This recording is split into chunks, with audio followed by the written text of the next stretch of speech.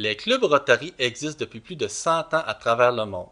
On en compte 31 000 dans plus de 165 pays. Ils sont composés de gens d'affaires soucieux du bien-être de leurs concitoyens et ont un grand cœur. Parmi les grandes réalisations du Rotary, on retrouve l'éradication de la polio à travers le monde ainsi que la lutte à l'analphabétisation.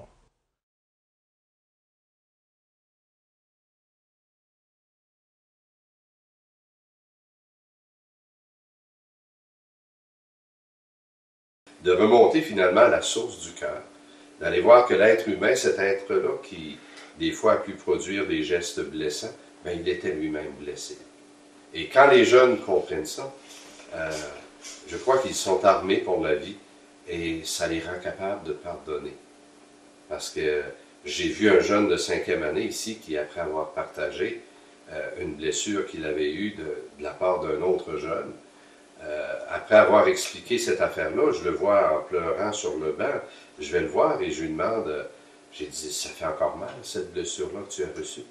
Il dit, non, c'est pas ça. J'ai dit, il y a d'autres choses. Il dit, non. Il dit, je pleure parce que celui qui me fait ça, il doit avoir tellement mal dans son cœur.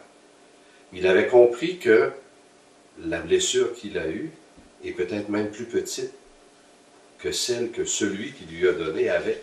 Une personne qui était psychologue, puis après avoir vécu un camp, avait dit ça parce que son enfant était au camp, elle venait comme parent. Et puis elle a dit, quand elle m'a dit qu'elle était psychologue, j'ai dit, oh, t'as dû trouver ça un peu bien ordinaire, un camp comme ça. Mais elle dit, vous m'avez donné matière à réfléchir. Parce qu'elle dit, je travaille avec les jeunes et je travaille beaucoup à partir de, t'as fait ça, regarde, c'est normal que tu aies une conséquence. Mais elle dit, depuis que je suis ici, tout ce que j'ai entendu, c'est, t'as fait ça.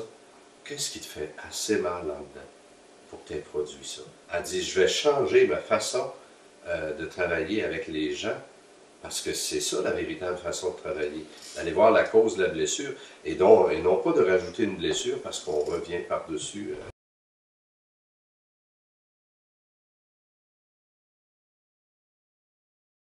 Un jour, j'avais un élève dans ma classe qui avait le syndrome Gilles Latourette.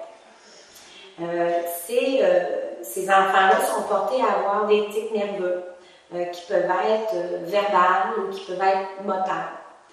Puis l'enfant n'avait jamais expliqué à ses amis de la classe qui avaient vécu plusieurs années. Le jeune a décidé de parler de ça au village des Sauts. Ça a amené finalement les autres jeunes autour à dire « Mais c'est incroyable, moi je ne savais pas pourquoi tu faisais ça. » Alors ça l'a aidé à comprendre plein de choses. Puis lui, là, ça l'a tellement libéré. Là.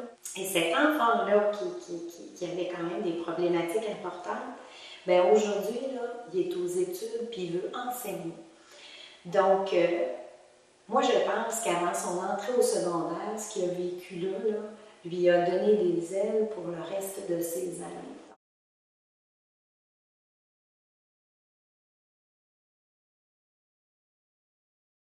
Ben, moi, j'ai fait le camp du village des sources en 2008.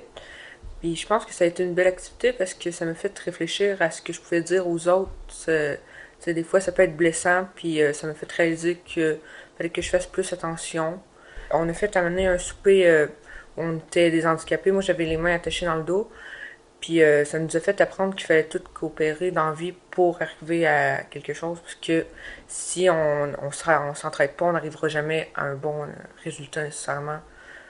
Je sais pas, quand moi, il fallait que je guide l'aveugle pour qu'il me fasse manger, parce que sinon, j'aurais pas mangé, puis j'aurais pas guidé les autres, mais non plus, j'aurais pas mangé. Puis aussi, on s'est fait des amis là-bas que j'aurais jamais pensé à retrouver, mais finalement, on s'est ramassés dans une classe.